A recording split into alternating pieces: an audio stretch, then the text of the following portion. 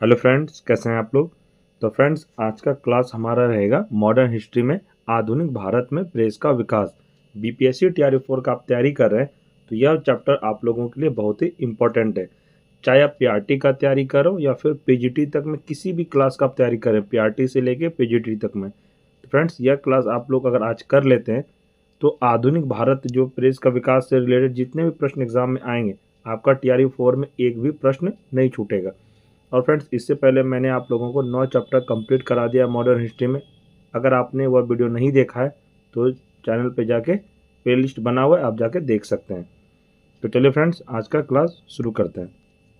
और फ्रेंड्स, मैं क्लास शुरू करने से पहले आपको एक बात बता रहा हूँ कि यह जो क्लास है बहुत लोगों को नहीं पता, यह क्लास मैं आप लोगों को एनसीईआरटी बेस्ड करा रहा हूँ, जो कि एग्ज़ाम में सीधे सीधे प्रश्न यहीं से आपका बनेगा। तो चलिए शुरू करते हैं फ्रेंड्स। आप वीडियो को स्किप बिल्कुल भी नहीं करिएगा, वरना आपको समझ में नहीं आएगा। आप वीडियो को शुरू से अंत तक जरूर देखिए, उसके बाद आप एमसीक्यू कोई भी बुक का बनाइए, आपका 100% बनेगा। चलिए, पहला प्रश्न है हमारा आज का। भारत का प्रथम समाचार पत्र द बंगाल गजट किस वर्ष प्रकाशित किया गया था? तो आपको याद रखना है, वर्ष 1780 में किस जेम्स अंगस्टम हिक्की के द्वारा। तो फ्रेंड्स, ये आपसे एग्जाम में पूछा जाएगा कि द बंगाल गजट किस वर्ष प्रकाशित किया गया, तो आपको याद रखना 1780 ईस्वी में किसके द्वारा किया गया था? तो जेम्स ऑगस्टस हिक्की के द्वारा। आगे, वर्नाक्यूलर प्रेस एक्ट किस वायसराय के समय पारित हुआ था? तो इसका आंसर हो जाएगा लॉर्ड लिटन के समय वर्नाक्यूलर प्रेस एक्ट पारित हुआ था।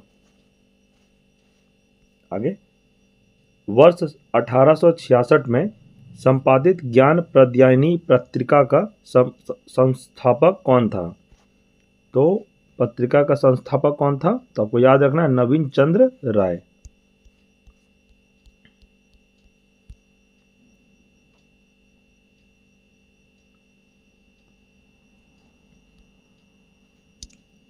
आगे, भारत में सर्वप्रथम प्रेस सेंसरशिप किसने लागू की थी?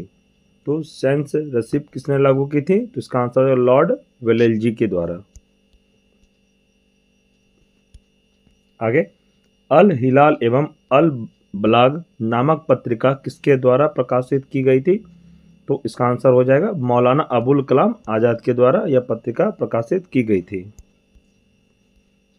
मैं फ्रेंड्स आपको बता रहा हूँ, यह क्लास के बाहर आपका फ्रेंड्स एक भी प्रश्न नहीं जाएगा एग्जाम में, आपका एक भी प्रश्न नहीं छूटेगा, क्योंकि एक वीडियो में मैंने हर टॉपिक का अलग अलग वीडियो बनाया है।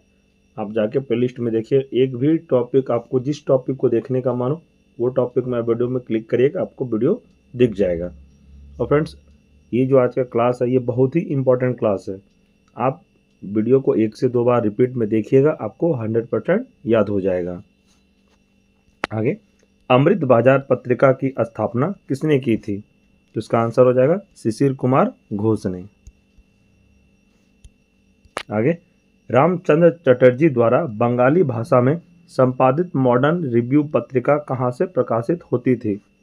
तो कहाँ से होती थी? तो इसका आपको याद रखना है, यह कलकत्ता से यह प्रकाशित होती थी। एक पॉइंट फ्रेंड्स देखते हैं, इसमें ये वीवीआई पॉइंट है, आप इसको नोट भी कर सकते हैं। क्या कह रहा है इसमें? वर्ष 1878 का vernacular press act Lord Ripon ने वर्ष 1882 में रद्द कर दिया था। रिपन को प्रेस का मुक्तिदाता कहा जाता है। फ्रेंड्स, आपसे एग्जाम में क्वेश्चन पूछेगा कि प्रेस का मुक्तिदाता किसे कहा जाता है, तो आपको याद रखना है लॉर्ड रिपन को कहा जाता है।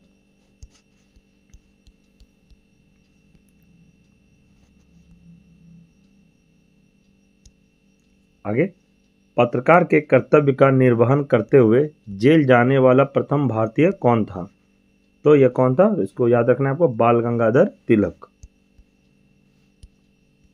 आगे, एक साप्ताहिक के रूप में यंग इंडिया का शुभारंभ किसके ने किया था? तो यंग इंडिया का शुभारंभ किसने किया था? तो आपको याद रखना है होम रूल पार्टी ने। भारतीयों द्वारा अंग्रेजी भाषा में प्रकाशित प्रथम समाचार पत्र कौन सा था? तो कौन सा था? इसका आंसर है हिंदू पैट्रियट। तो आपको याद रखना इसका आंसर आपसे एग्जाम में एक प्रश्न यहाँ से ऐसे पूछा जाएगा कि भारतीयों द्वारा अंग्रेजी भाषा में प्रकाशित प्रथम समाचार पत्र कौन सा था? तो हिंदी पैट्रियट था, तो याद रखिएगा। अमेरिका में फ्री हिंदुस्तान अखबार किसने प्रारंभ किया था? तो इसका आंसर हो जाएगा तारकनाथ दास ने प्रारंभ किया था। फ्रेंड्स, मैं आपको एक बात बता रहा हूँ, जिस किसी के पास यह बुक है, अगर आप बुक पढ़ते हैं तो बुक पढ़ने का एक तरीका मैं बता रहा हूँ।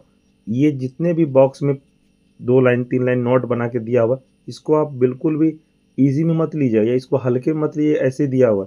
यहाँ से प्रश्न डायरेक्ट तैयारी 3 में पूछा गया है। बहुत सारा ऐसा टॉपिक है जो कि इसी से पूछा गया है।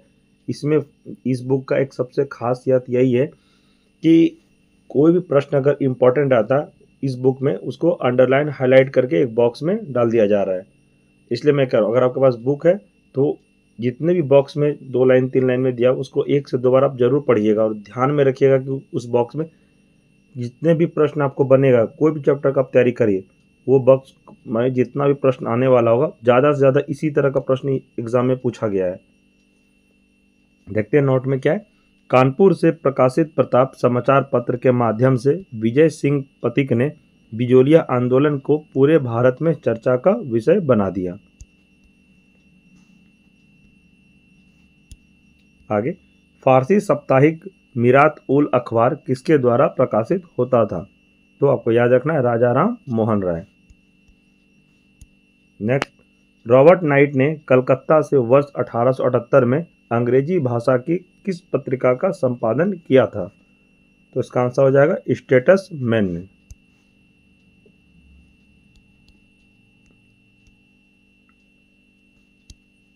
नेक्स्ट, वर्ष 1861 में इंडियन मिरर नामक अखबार का प्रकाशन कहाँ से होता था? तो ये कहाँ से होता था? तो याद रखिएगा, कलकत्ता से।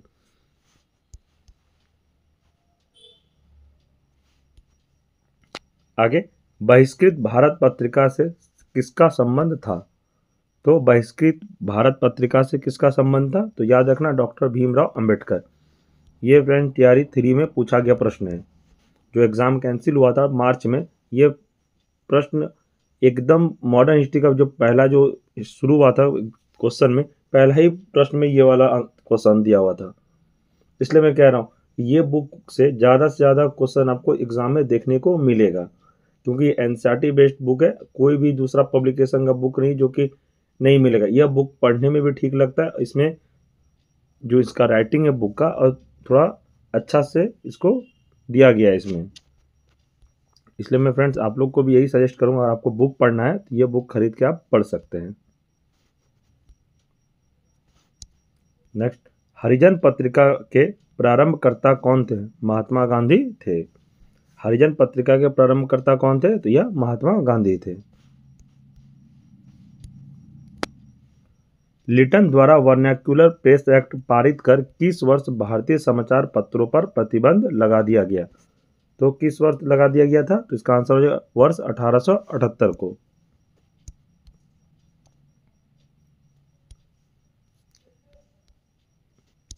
नेक्स्ट देखते हैं, वर्ष 1920 में लाहौर से लाजपत राय द्वारा उर्दू में वंदे मातरम समाचार पत्र प्रारंभ किया था।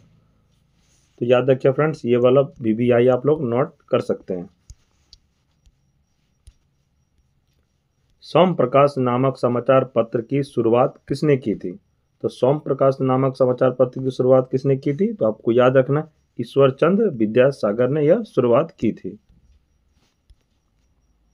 आगे, लीडर अखबार किस कार्य के लिए प्रसिद्ध था? तो इसका आंसर है उदारवादियों की नीतियों का प्रचार करने के लिए।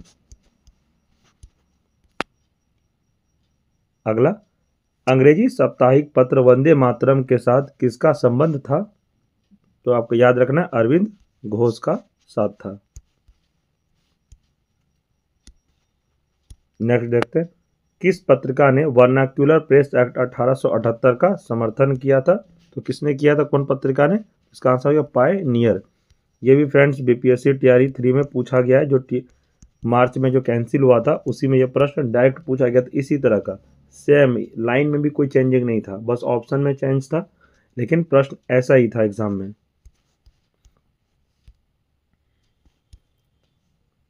आगे, नील आंदोलन का समर्थन करने वाली पत्रिका हिंदू पैट्रियट के संपादक हरिश्चंद्र मुखर्जी थे।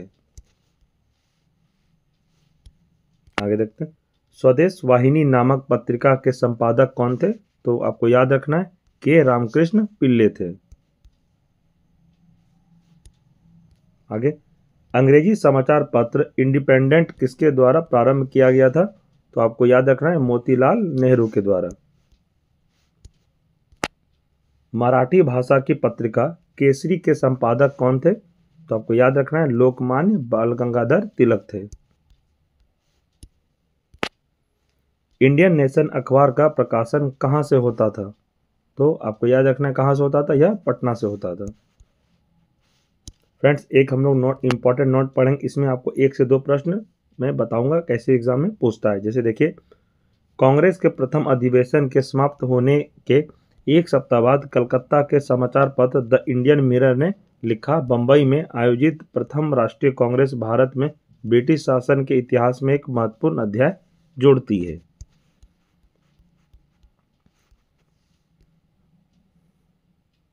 फ्रेंड्स, इसमें आपको एग्जाम में पूछा जाएगा यहाँ से कि समाचार पत्र कौन प्रकाशित किया था, किस वर्ष प्रकाशित हुआ था, इसके संस्थापक कौन थे और कहाँ से हुआ था, इसका स्थान पूछेगा और किस लैंग्वेज में था।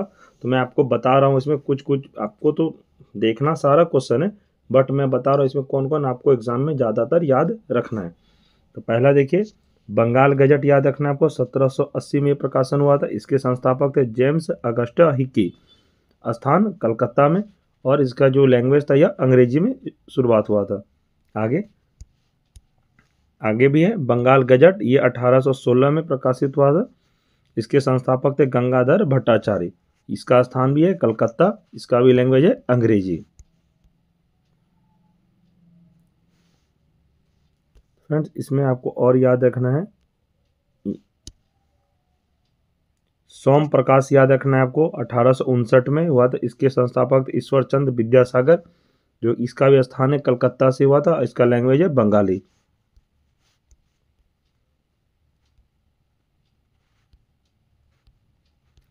और फ्रेंड्स, अगर आपको इसमें से इसका स्क्रीनशॉट लेना है आप ले सकते हैं। मैं फ्रेंड्स इसका PDF टेलीग्राम पे डाल दूंगा, आप जाके टेलीग्राम से भी इसको सही से पढ़ सकते हैं। इसको जब तक आप 5 से 6 बार नहीं पढ़िएगा आपको याद नहीं होगा, इसलिए मैं आपको इसमें बता देता हूँ। आपको इसका PDF चाहिए तो आप टेलीग्राम पे ज्वाइन हो जाइएगा, आपको PDF इसका मिल जाएगा।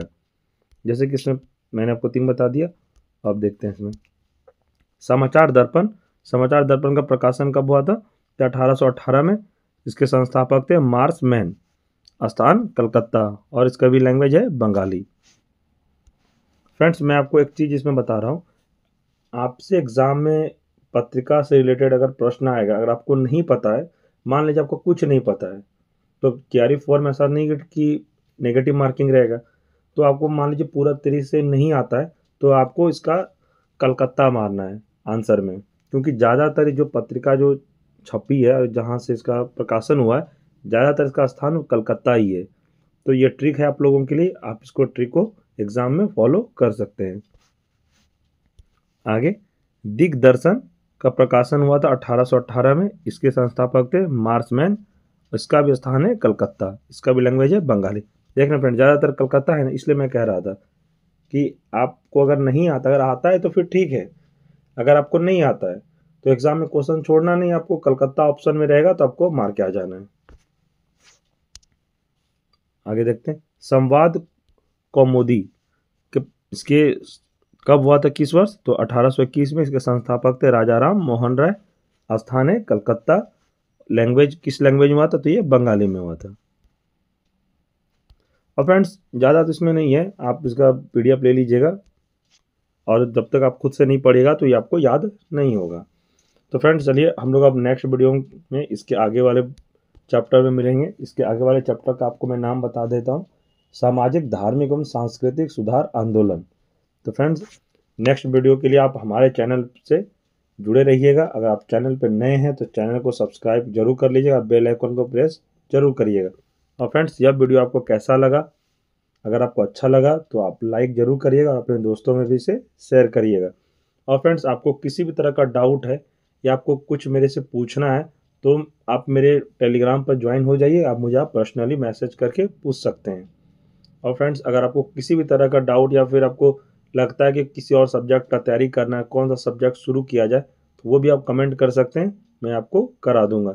और आपको कुछ भी पूछना हो तो आप मैसेज करिए, आपको रिप्लाई दिया जाएगा, या आप कमेंट में भी मैसेज पूछ सकते हैं, मैसेज करके मैं आपको उसका जवाब ज़रूर दूंगा। और फ्रेंड, यह जो वीडियो है मैं जो आपको कराया, ये एनसीईआरटी बेस्ड क्लास है, इससे बाहर आपका प्रश्न एक भी नहीं जाएगा, मैं आपको 100% कह रहा हूँ। क्योंकि अभी तक मैं जितना एनालिसिस वीडियो किया हूँ, ज़्यादातर एनसीईआरटी बुक से, इसी बुक से प्रश्न पूछा गया है। अगर आपके पास बुक नहीं है तो कोई दिक्कत नहीं, आप बुक मत खरीदिए, मैं सारा बुक का इसमें वीडियो अपलोड कर दूंगा पढ़ा के आपको, उसके बाद आपको कोई दिक्कत नहीं होगा। तो चलिए फ्रेंड्स, हम लोग अब नेक्स्ट वीडियो में मिलते हैं, तब तक के लिए धन्यवाद।